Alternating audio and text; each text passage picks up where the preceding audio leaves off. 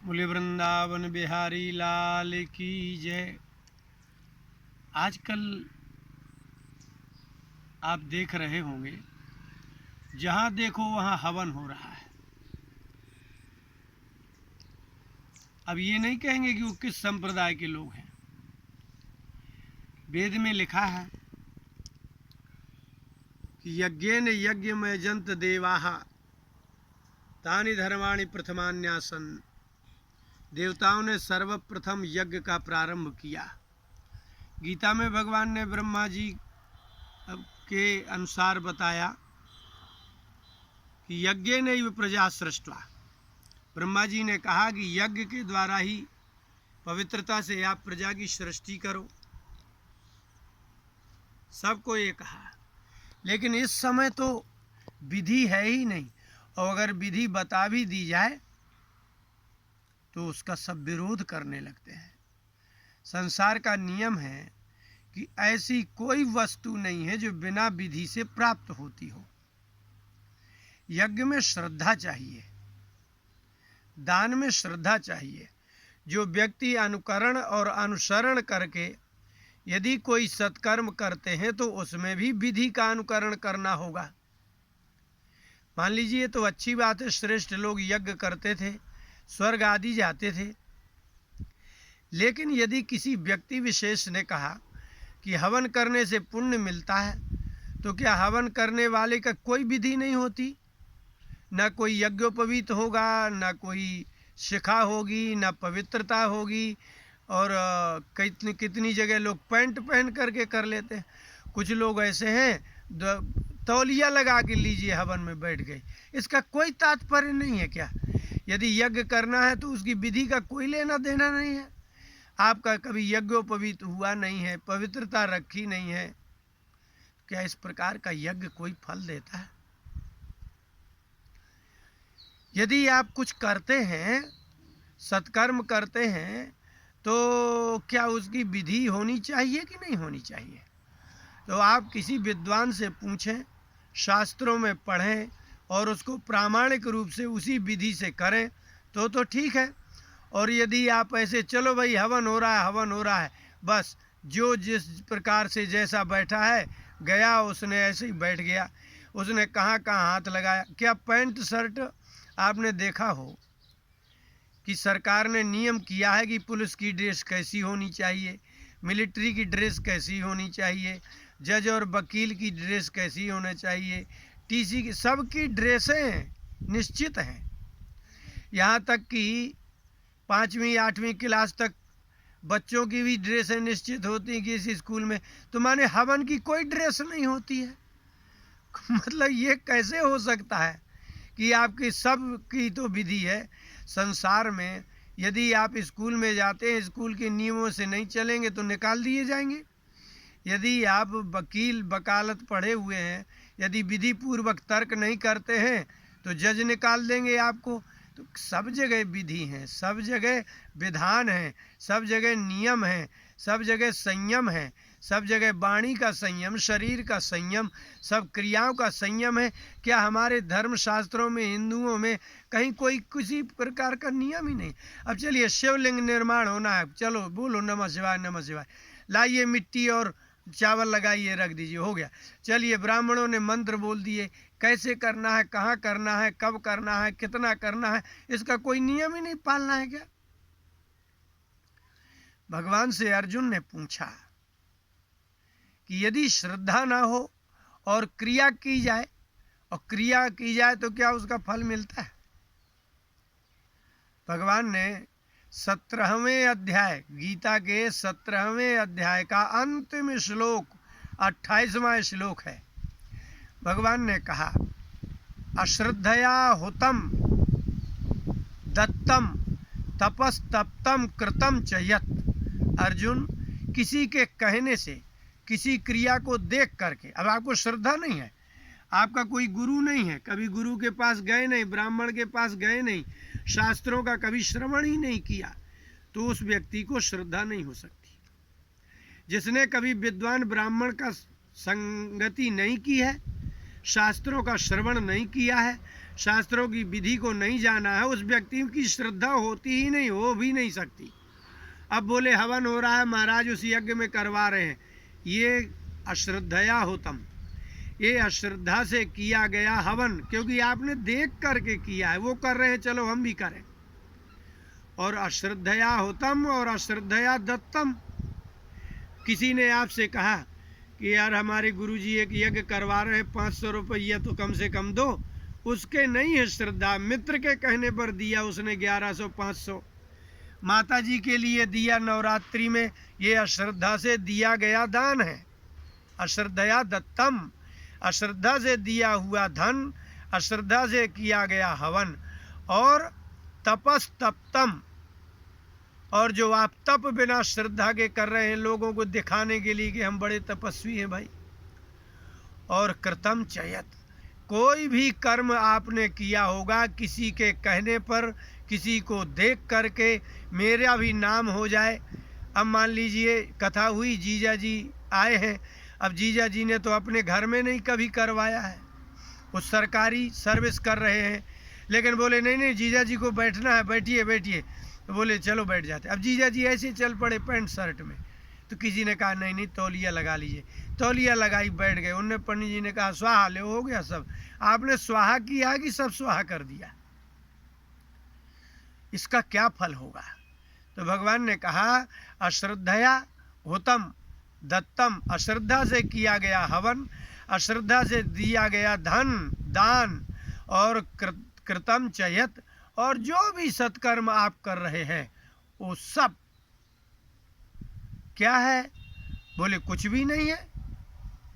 न तत्प्रेत्य न च तत्प्रेत्य नो यह असदित्युच्यते पार्थ। हे पार्थ, वो असत है, बुरा है, अच्छा है ही नहीं। बोले तो उसका क्या फल है? बोले न च तत्प्रेत्य, प्रेत्य माने मरने के बाद भी कोई फल नहीं है। अब बोले जीवित में, बोले नो यह न यहाँ है। आपने क्या सोच करके ऐसा हवन किया? आपने क्या सोच करके किसी के कहने पर कथा में या माता जी के चंदा में दान दिया? इसलिए ना कि भाई अब उस साला रखवाता था या भाई रखवाता था या पड़ोसी रखते हैं माता जी, अब आए थे तो दे दिया 101 रुपया। उस 101 को आपने कैसे कह के दिया? बोले क्या करें, वो हर साल रखते, देना पड़ता है। क्या ये श्रद्धा वाक्य है? श्रद्धालु व्यक्ति को कहना नहीं पड़ता। श्रद्धालु व्यक्ति अपने घर ब्राह्मण को बुलाएंगे, ब्राह्मण से पूछेंगे कि क्या क्या सामग्री और कितनी कितनी चाहिए, बिल्कुल अच्छी से अच्छी सामग्री लाएंगे। ब्राह्मण से कहेंगे महाराज बिल्कुल चिंता नहीं करना, बिल्कुल शांति से कराना है, आप तो बताइए मुझे करना क्या है। तो बोले आपको ऐसे करना है, ये नियम है। हाँ बोले करेंगे। और उसी नियम का पालन करते हुए यज्ञ वेदी बना करके अपने घर में ब्राह्मण के द्वारा कहने पर उसी विधि से विद्वान ब्राह्मण से कराया जाए श्रद्धा से हवन, वो भी आपको पुण्य देगा। लेकिन भीड़ में पंडाल में बैठ करके आप जो हवन कर रहे हैं उसका कोई फल नहीं है। फिर से सुन लेने लायक है। हमारे यहाँ नवरात्रि में हर मोहल्ले में माता रखी जाती हैं। उन माताओं में क्या होता है, लड़के 4 आए और सबके यहाँ गए और सब ने दिया। कुछ लोग क्या बोले, बोले भाई अब इस साल तो हम नहीं दे पाएंगे। 4 लड़के हैं, उनने कहा वाह कैसे नहीं देंगे, हर साल देते हैं, देना ही पड़ेगा। तो उसने दे तो दिया, लेकिन उसका मन कैसा था? कुछ अर्थ नहीं है। इस प्रकार के चंदा से करने पर कोई आप कार्यक्रम करते हैं, कोई अर्थ नहीं है आपकी। हाँ ठीक है, ये अच्छी बात है, आप 10 20 50 लोग मिल करके और पैसा एकत्रित करके करिए, बात तो अच्छी है।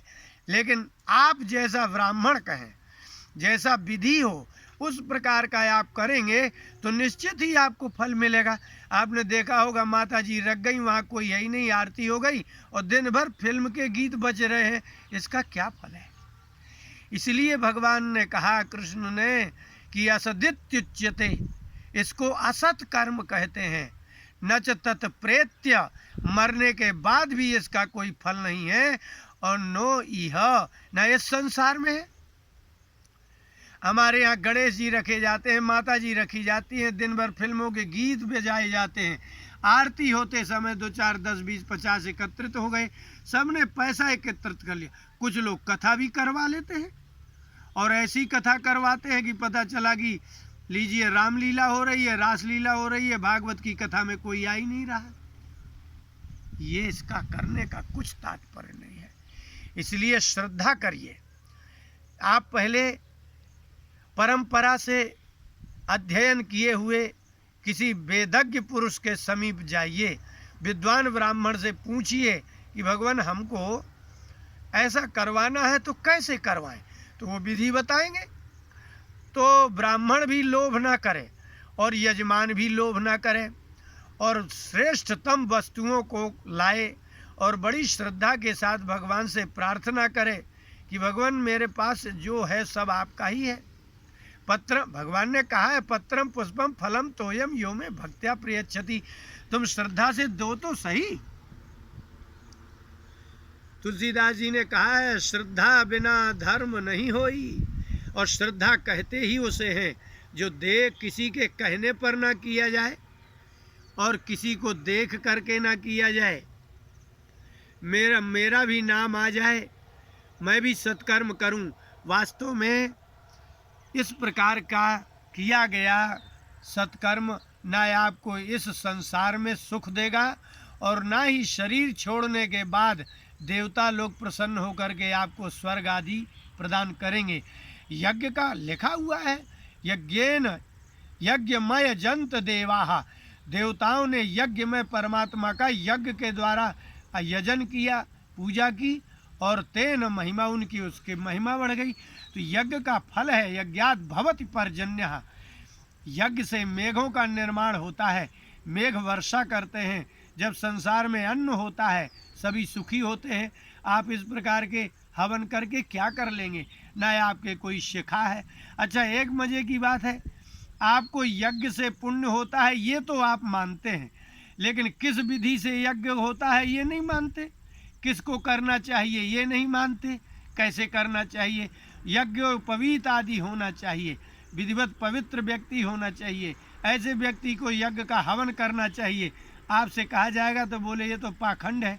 तो यज्ञोपवीत कराना पाखंड है, शिखा रखना पाखंड है, और बिना यज्ञोपवीत और बिना शिखा के और यज्ञ में हवन करना ये पाखंड नहीं तो क्या है, ये भी दंभ है, ये भी पाखंड है। इसलिए बिना विधि के, इसलिए भगवान ने कहा है ये तामसी यज्ञ है। पढ़िए 17वें अध्याय के, तामसी यज्ञ है जो अहंकार से, दर्प से, अपने यश के लिए, लोगों को दिखाने के लिए जो यज्ञ हवन करते हैं वो तमोगुणी है, इनका कोई फल नहीं है। एक और लंबा नुकसान है, क्या, आने वाली पीढ़ी कोई ब्राह्मण को पूछेंगे ही नहीं। फिर तो चाहे जैसे ब्राह्मण को ले आएंगे, वो ब्राह्मण भी ना उनके चोटी जने हुए, उनने पैंट शर्ट उतारा, बैठ गए, हवन शुरू हो गया। कैसा मंत्र बोल रहे हैं, कैसा क्या बोल रहे हैं, कुछ पता नहीं है, आपको मालूम नहीं है। सवाग वज्रम यजमानम हिनस्ति। पाणिनि व्याकरण पर महाभाष्यकार पतंजलि जी ने महाभाष्य लिखा और उसमें लिखा है कि ब्राह्मण के द्वारा बोला गया अशुद्ध मंत्र यजमानम हिनस्ति, वो यजमान का नाश करता है। यजमान यदि लोभ के कारण किसी अल्पज्ञ ब्राह्मण को कम दक्षिणा दे करके और अपना कार्य करवाना चाहता है तो ब्राह्मण के द्वारा बोला गया अशुद्ध मंत्र यजमान का विनाश करेगा। आपने पैसा बचा लिया कि अपना विनाश कर लिया। इसलिए यज्ञ ही करना है, हवन ही करना है, पूजन ही करना है तो किसी विद्वान ब्राह्मण को बुलाइए जिसने परंपरा से वेदों को पढ़ा हो और यज्ञोपवीत आदि संध्या वंदन आदि करता हो, वह ब्राह्मण विधि जानता हो और जो यजमान है वो भी विधि को जानने वाला हो। इसलिए हमारे यहाँ क्षत्रियों और वैश्यों का भी यज्ञोपवीत होता था। क्षत्रिय और वैश्यों को भी वेद पढ़ाया जाता था ताकि वह पहचान सके कि किस ब्राह्मण से यज्ञ हवन पूजन आदि करवाना चाहिए। क्षत्रिय को भी वेद पढ़ना चाहिए, वैश्य को भी वेद पढ़ना चाहिए और उनको यज्ञ करना चाहिए। ब्राह्मणों के यज्ञ अलग हैं, क्षत्रियों के यज्ञ अलग हैं, सबके अधिकार अलग हैं। आप उसको इसलिए क्षत्रिय यदि वेदज्ञ होगा, वेदज्ञ विधि जानता होगा, तो वह व्यक्ति निश्चित ही विशुद्ध ब्राह्मण को, विद्वान ब्राह्मण को बुलाएंगे। इसलिए अभी चल रहा जो हवन, आंख बंद करके चाहे जो कोई बैठ जाते हैं। कई जगह तो ऐसा है, बोले महाराज मेरे पति नहीं आए तो मैं यज्ञ में हवन में बैठ सकती हूँ। ब्राह्मण बोले हाँ हाँ क्यों नहीं बैठ सकते, उसमें क्या है। कभी सुना है आपने, कहीं लिखा देखा है आपने कि यज्ञ में पति ना हो, पत्नी अकेली बैठ के हवन कर दे, कहीं देखा है आपने। अरे भाई यदि फल ही चाहिए, अगर किसान को 1 क्विंटल धान से 10 क्विंटल कमाना है तो उसको विधिवत अपने खेत को करना होगा, समय पर पानी देना होगा, उसके खरपतवार को दूर करना होगा और समय पर उसको निकालाने पर घर लाना होगा, तब 1 क्विंटल की 10 क्विंटल अनाज होगा। ऐसे एक बार बोवाई फिर दोबारा नहीं जाएगा, क्या मिलेगा। इसलिए यज्ञ करने वाले, हवन करने वाले को सावधान रहना चाहिए। ब्राह्मणों के द्वारा बोला गया शुद्ध मंत्र सवाग वज्रम यजमानम हिनस्ति, ब्राह्मण के द्वारा बोला गया शुद्ध मंत्र वाग वज्र, वाणी का वज्र बनेगा, वो यजमान का ही विनाश करेगा। इसलिए लोभ ना करके, विधि में संकोच ना करके, नियम संयम को पालते हुए विद्वान ब्राह्मणों को बुला करके यदि आप यज्ञ हवन पूजन कराएंगे तो ही आपको इस संसार में और मरने के बाद कुछ पुण्य फल मिलेगा। नहीं तो भगवान कहते हैं बिना श्रद्धा के किया गया हवन, बिना श्रद्धा के दिया गया दान, बिना श्रद्धा के किया गया कोई भी सत्कर्म असदित्युच्यते, वो असत है, व्यर्थ है। और न च तत्प्रेत्य नो यह इस संसार में भी उसको सुख नहीं मिलेगा और मरने के बाद भी कोई लाभ नहीं होगा। इसलिए विधि का पालन करिए और विधि पूर्वक ही सभी पूजा पद्धति को अपनाइए। बोले वृंदावन बिहारी लाल की जय।